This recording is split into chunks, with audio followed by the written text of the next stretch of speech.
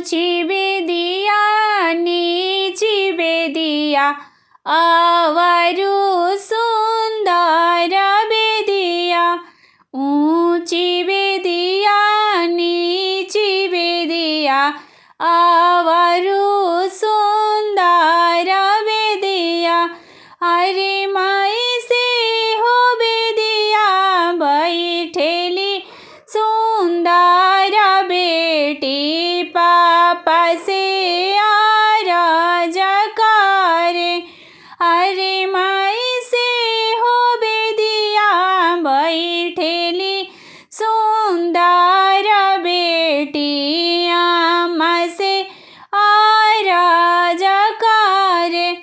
कहवा हम जइबो पापा कहवा बैठबो पापा।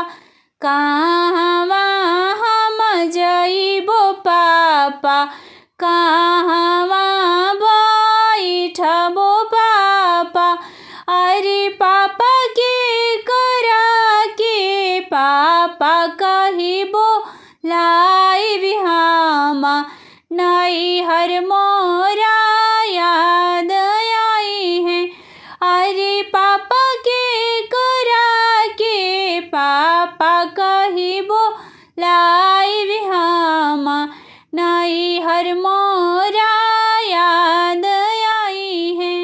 दुआरा से पापा आइले बेटी के समझावन लागे। सासुरे तू जइह बेटी को हबर बैठी बेटी। आहे बेटी ससुर जी के पापा कहिबो लइह बेटी नैहर सुधिया भूली जइह।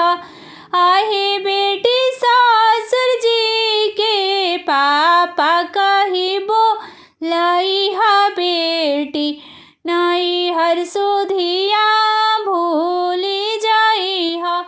कहवा हम जइबो आमा कहवा बैठबो आमा। कहवा हम जइबो आमा कहवा बैठबो आमा।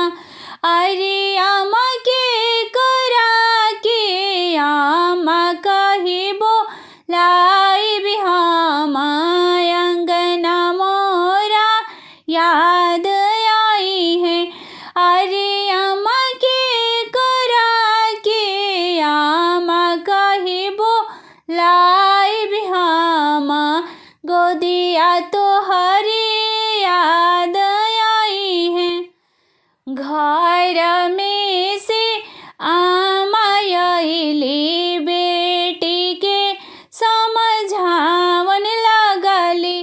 सासुरे तू जइह बेटी रसोईया घर बैठी बेटी।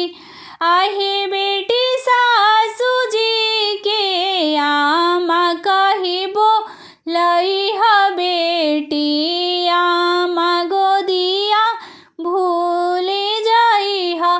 आहे बेटी सासू जी के आमा कहिबो लइह बेटी आमा